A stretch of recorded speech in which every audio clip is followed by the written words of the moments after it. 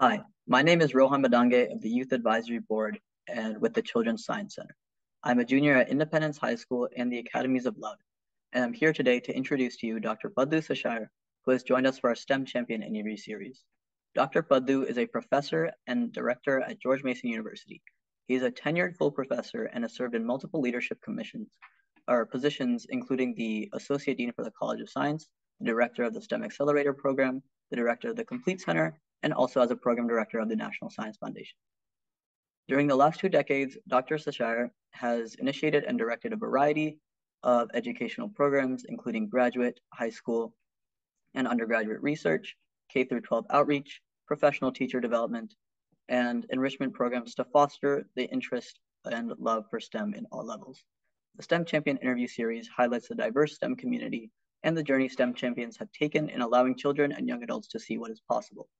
During our conversation, Dr. Paddu will discuss his background and his career, as well as his insights on the future of STEM outreach. Welcome, Dr. Paddu. Hi, it's good to be here. Yep. So before we discuss your journey today, I just wanted to know a little bit more about your current role as a professor in mathematics at GMU and how that kind of intersects with your STEM outreach initiatives. Could you describe your responsibilities as a director of the STEM Accelerator Program and as a director of the Complete Center? Sure. As you had introduced me, these are different leadership positions I held at different times. So as the former director of the STEM Accelerator Program, my job was to help with recruitment, retention, on-time graduation, and jobs in the STEM workforce. So, understanding, helping students to think about STEM as a potential pathway. Because there is a big challenge in this country. If you did not know, 1/3 of the STEM majors that start college end up changing majors after the first year. And this is shocking to you, but so we try to do everything possible to not only engage you in STEM earlier from high school or even earlier middle school or elementary grades, but once you get to college, helping you continue be in STEM, so retaining you in STEM, and then helping you find careers and jobs in the STEM profession. So that's what we did through the STEM Accelerator Program through a variety of initiatives. And one of the highlights that I co-founded was a program called Focus, which is an acronym for females of color and those underrepresented in STEM. And this was primarily to help address the gender gap in STEM in terms of,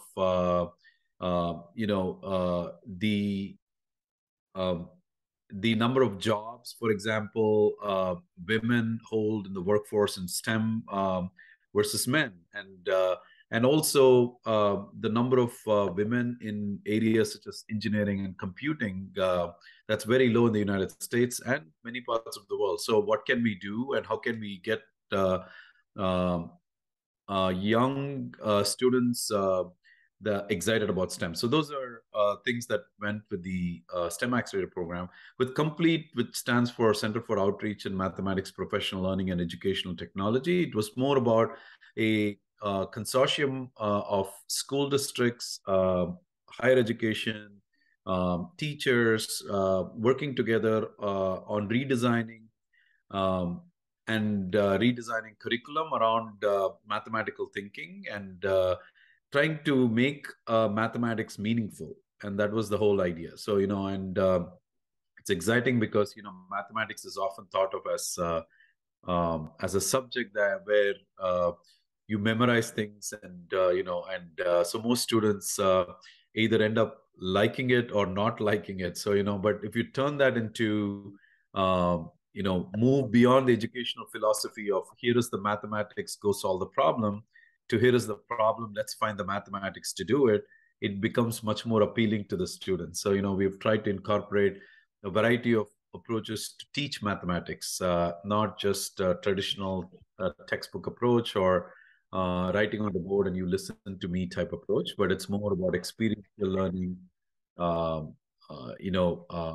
So taking students to the park and learning about ratios and proportion, or or inquiry-based learning to problem-based learning to project-based learning. There's so many different approaches that can be brought into instruction. So it was about enhancing pedagogical practices of teachers and educators to make mathematics more meaningful. That was what we were doing with the Complete Center. So That's very interesting. So I wanted to know a little bit more about your beginning of this journey. So what kind of inspired you to go into mathematics and then subsequently the STEM outreach field? Was there like a well, thing from a young age? I just wanted to know, or a yeah, pivotal event? definitely.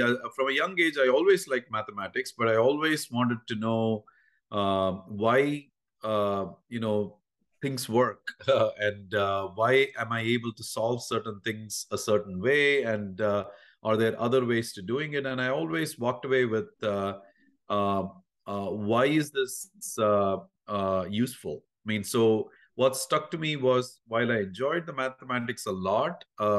I always ask the question, when am I ever going to use this? And I kept asking that question until I learned that there you can actually apply mathematics. So I came to the United States to get a PhD in applied mathematics because I never thought you could apply mathematics. And so I ended up doing my PhD in trying to understand how multiple physics come together. For example, if you think of an aircraft that's flying, you got the air that is around the aircraft, that's a fluid, and then the aircraft is a structure. So my area was to understand, what makes the aircraft fly in a stable way when you have this interaction between fluids and structure. So it turns out they're all mathematical equations, and you have to understand how they interact. And so while that was all great, and I was able to write some programs and be able to simulate things, and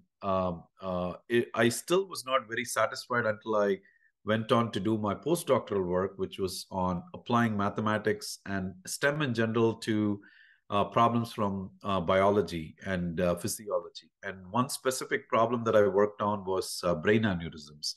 So, during that experience, I learned how mathematics and engineering can be used to understand when a brain aneurysm, which is focal dilatations of the arterial wall, is going to rupture, and how is it going to rupture, where is it going to rupture, I mean, and then try to translate that into computational models which can inform the doctor, the neurosurgeons that are going to do surgery, and they can make a decision whether to go for surgery or not, because that's a major decision that they are going to make. So all we are trying to do as mathematicians and engineers and computational science, data science people, is to try to inform through computational models to the experienced neurosurgeons whether they should actually perform a decision like surgery, because you don't have to do surgery all the time. So it used to be just purely through experience. Now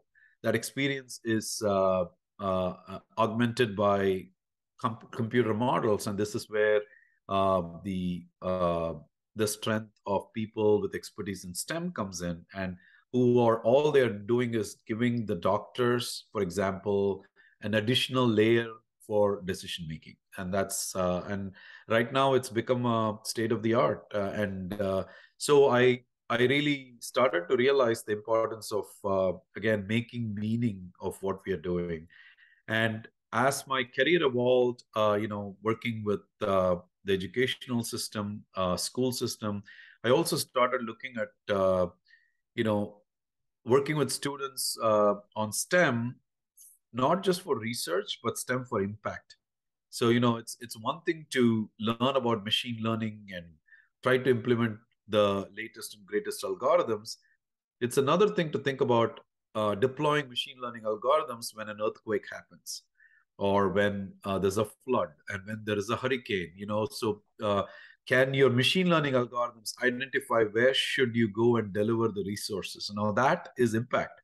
So it's one thing to get into top schools just saying machine learning and STEM and all that. It's another thing to actually try to solve problems using a human-centered approach to problem solving. So you don't solve problems using STEM for yourself, you solve problems for others. So I've been trying to really get students to think about, trying to solve and use STEM to solve problems for others. So this is something that I'm very excited about. So I try to take frameworks like the United Nations Sustainable Development Goals, which is 17 goals for laid out as a blueprint by the United Nations for people, planet, prosperity, and then the National Academy of Engineering Grand Challenges, which is 14 challenges. So, for an example of a challenge is water. So, can you think about clean water and sanitation? Can you translate that to a STEM challenge? And so it excites students to actually not only do something very interesting, but actually contribute where you can make an impact in the society. Yeah, it really sounds like you took where do I apply this math to the next level. Yeah. So, as we go further, could you describe for us your college experience? Yeah, so I studied my bachelor's in electrical engineering from India and master's in mathematics also from India. And when I studied, it was very traditional. It was just a cookbook where you just try to be on the top of the class, and almost everyone is just like as good as you. So it was a competitive environment. But why I came out theoretically very good, but practically, if you ask me at that particular point when I started my PhD to change the oil in my car, I would have no clue on where to even start. So, that's where the practical nature started to come. And that's why I was very excited to even learn that there is a degree called applied mathematics. So, but then soon I realized applied mathematics was a jazzy term for sitting inside a room and writing a computer code and seeing a great simulation on a computer, but you didn't really apply mathematics to the real world. And that's when I pushed myself to go to engineering, bioengineering specifically, and then try to understand impact of mathematics on these soft tissues that can actually tell, new ways to do invasive and non-invasive surgeries. And so that is when my eyes opened up to really seeing the applications of mathematics and STEM in general. And so I always tried to bring engineering and mathematics always together. And because this is you're asking questions about STEM, there is this common misconception. This is just my perspective. Is STEM is a wonderful collection of nouns put together, which are cross curricular, transdisciplinary, like science, technology, engineering, mathematics. But to me, STEM is more than just like a noun. It's actually a thinking process. And so the S stands for, it's not just science, but it's really the scientific thinking or scientific method, right? So where you start by asking a question, and then you try to research the topic, and then you prepare a hypothesis, then you test, then you analyze the data that comes with it, and then you report your conclusions, whether it's right or wrong, and then you validate your hypothesis. So that's the S. The T is really computational thinking. And that I could break down as, how do you decompose a problem? How do you abstract from computation? How do you think algorithmically? How do you actually recognize patterns? And that is computational thinking. And then the E is really for engineering design, which is the, how do you define a problem statement? How do you identify different types of solutions? The brainstorming part of it, the prototyping, the testing, and then iterative problem solving. That's the engineering design process. And then the mathematics is not mathematics; it's mathematical modeling, where you again observe, you prepare a theory, and then you try to come up with an equation, you formulate it, you analyze it, you simulate it, you validate it, and then you predict with it, and then you can translate that to machine learning. So STEM to me is more than just a noun, or it's really a thinking process. So every one of those letters has a significant deeper meaning to me. So That's really insightful. What do you think about what the younger generation should think about when approaching STEM fields such as applied mathematics? very nice question, and this may be a plug for students from Virginia to learn, the high school students, that in the last 2.5 years we have created. I was very fortunate to be on the lead task force, the first ever high school data science class.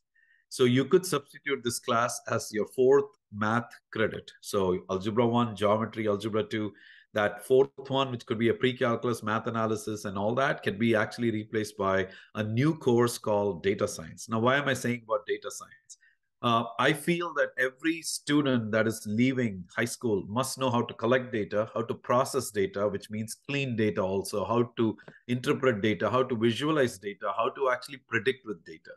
And I think this is such a foundational, skill that if you think about a Venn diagram where you have computational thinking or computer science and mathematical foundations or mathematics and statistical thinking or statistics, data science is sitting right at the core of it, which ultimately is STEM. I mean, because ultimately, when you put a domain on top of it, like healthcare or business, and I think that's where number one is moving from moving beyond, I would say, moving beyond what you guys are all learning, which is traditional skills, science, math, geography, social studies. That's traditional skills. Moving beyond that from content based skills to competency based skills, which is transferable skills. So start to think about, data and 21st century skills. One of the, communication, collaboration, critical thinking, creativity. That's what the workforce is looking for. It's not the mathematical quadratic equations formula that you memorized, but it's actually how do you apply that in the field to really understand how a projectile moves. And of course you don't have time to actually watch the parabola, but you have to make instantaneous data driven decisions. So I think that's the skill I would say the students need to really be prepared for. I use the word data because data is a part of STEM. It's in science, it's in technology, it's in engineering, and it's in mathematics. And so along with that, I would really ask students to start using STEM and your research and projects, not to get into Ivy Leagues and top schools. Do it because you're passionate about it. Do it because you can make an impact on not just your life but somebody else's life. So I would suggest move beyond STEM for just as an outreach and just learning something to STEM for the society. I think that is the message that I want to send. So That's some great advice. So I wanted to ask, both in your professorship and your director roles in STEM initiatives, what obstacles have you faced so far? as I said, one of them is reaching out to attract more women was initially challenging, but once we identified how we wanted to do it, and in doing that, it was important to um, both admit and also help my fellow colleagues admit that we all have biases. And so it was mitigating those cognitive bias that we all come with, everything from, that leads to uh, us thinking about like gender stereotypes, male dominated cultures, fewer role models, anxiety. So I think that was definitely some of the challenges, but that was more of a, misconceptions that people had, and some things that they did not know. So I've really started to understand how professional development around those things, implicit bias, is very, very important. I would say that is one of the biggest challenges I've seen in STEM. Because if you mitigate those biases that people have, everybody can do STEM. STEM is for all. It's not for just the elite or people that just. So it's about that one. And I think the second important thing is people living in these silos. At the end of the day, projectile motion, as you know, in high school, is in the physics textbook and is in the math textbook. But try to ask a math teacher and a science teacher to sit together and talk about, or a physics teacher to sit together and talk about projectile motion. The physics teacher is just going to talk about acceleration, velocity, and things like that. And the math teacher is going to talk about horizontal range and, all those different quadratic and parabola. Now, wouldn't it be cool if the physics teacher is going to talk about the quadratic function, and the math teacher is going to talk about acceleration? So people go into their silos when they talk about STEM and say, I'm a science person, I'm a technology person, I'm an engineering person. And that is always a bigger challenge. And I think that's not going to be so easy because they're all, career focused in that area. And so one of the things I've tried to do is integration because, STEM, that's why those letters are together. So, but that is a challenge also. It comes with a lot of challenge because you're really literally asking, like going to the Department of Mathematics and asking people to start doing engineering. You can't just do that. So that's a big challenge, and it's a mental challenge. It's an ego challenge. It's a lot of things, but you have to start somewhere. So I would say STEM is really supposed to be an integration, and that also comes with a big challenge. And so, how do you do that? And as the science informing the technology, technology, the engineering, the mathematics, and it's a cycle. Right. So moving forward into a kind of industry-based view, how do you anticipate or foresee changes needed in your industry? That's a great question. Also, I would say, uh, you know, some of the uh, some of the skills that we need to really integrate into the classrooms is simple things like communication, collaboration, because at the end of the day, the big difference between industry and academics, and this is not my words, this is something that I remember reading in one of the organization. Uh, Industry, academics, I mean, I don't completely agree with what I'm about to say. Academics, the people are smart, and industry, the people are useful. This is the words that they used. Now, initially, I thought like it didn't make sense, but then I started digging into, why would this article um, say academicians are smart and industry people are useful? At the end of the day, what matters is the how you work around your schedule. Like if you're working in an industry, you better learn how to work in groups, because you're not going to be given your project, you will be given the project that the company is doing, and you're just doing a piece of the project, which means your piece must fit in with everybody else.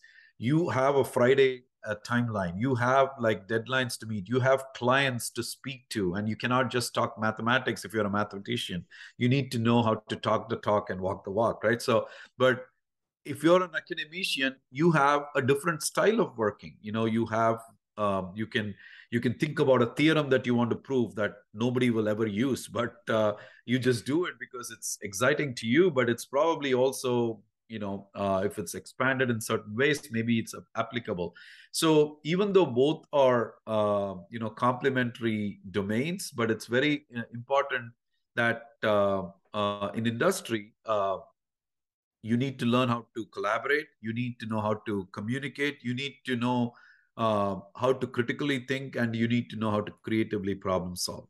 Now, you have the same things in academics also, but you have more independence. So it's a very big difference. As a professor, I can close my door and prove Riemann hypothesis, which I'm not going to be able to prove it because nobody has proved it yet, and it's a challenging problem. But or find the solution to one of the $7 million problems and all that stuff. So I have the independence to do all those things as an academician. But as an industrialist, you're working on a project, and that project, it has pieces, and those pieces, you're just a little piece of the puzzle there. So you got to be a team player, you got to be a collaborator, you got to be a communicator, you got to be a critical problem solver, and it's all time based. So and so this definitely big differences. So to answer your question, two of the biggest things that you need is what is communication, and what did you do when you step into an elevator and Bill Gates walks in and you got 30 seconds? How do you sell your idea? I mean, do you think an academician will do better at this, or a industry person, right? So, and that's one thing. Second thing is learn to collaborate, and this is where you have to break silos. Especially in academics, it's very hard, but in industry, you don't have a choice, right? So Right. So you've kind of talked about what excites you in the future of your industry or what changes you're hoping to see. What trends do you see, or what do you sometimes see in your day-to-day life or in your roles that might concern you about the future of these fields? I think I think the nature of people not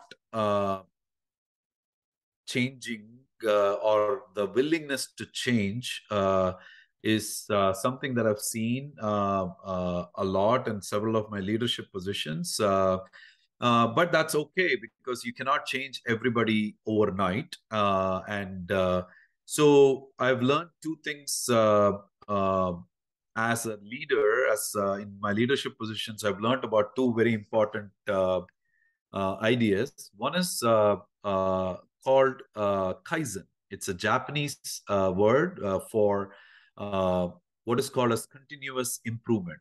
So you don't have to do 100% change overnight.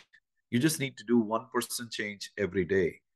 The math, which is the compound interest, is at the end of the year, you will be 37 times better than when you started, which is called continuous improvement, a very important theory. A second important theory is called appreciative inquiry. So if somebody comes and tells you, it is impossible, then you just ask them, what should we do to make it possible? So it's about the positive reaffirmation. So I think these are important things that I have learned to bring into leadership or even a day-to-day life.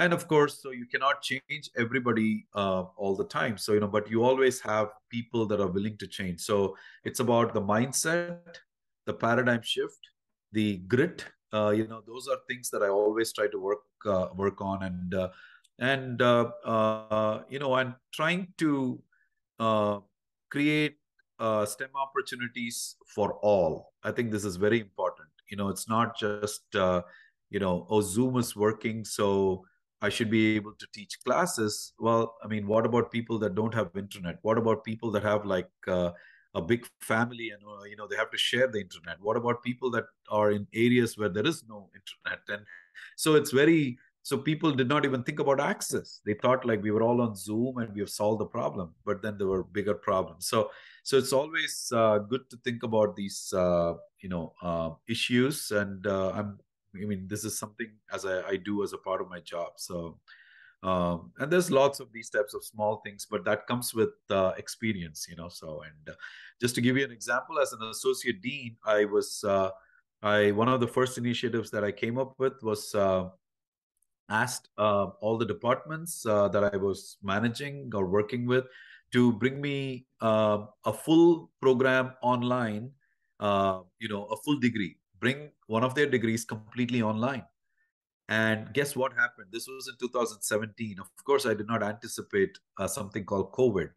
And within year or so, you had COVID there come in, and guess which program skyrocketed in terms of enrollment? People were going for it because the ones that I had selected for being going fully online. So sometimes you have to take risks and think about what if these things are going to happen, and try to do those things. So I'm a big risk taker also, and uh, calculated risks. So it's something important as a part of your job. So That seems like a great way to approach the field. Just as we wrap this up, do you have any additional advice for the younger generations, perhaps going into applied mathematics, STEM fields in general, or STEM outreach? so that's great. This is not just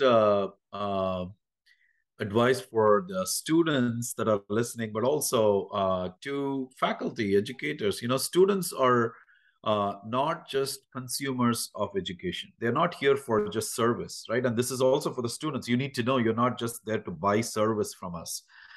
Students are producers of information, which means you need to be telling us what you want to know rather than us telling you what you should know. And I think this is very important communication. Because you're not talking, we don't ask that question often, right? So it's very important to move beyond the students as consumers to students as producers of information. Even more important is students as peer reviewers, and I think that's super important. And if both the students and the educators can have this dialogue rather than a one-way street, I think education would be far better. And so both the students and the faculty learn from each other, and STEM can be really meaningful. And I think that's the message I'd like to give. So All right. Thank you so much for your time today. sure.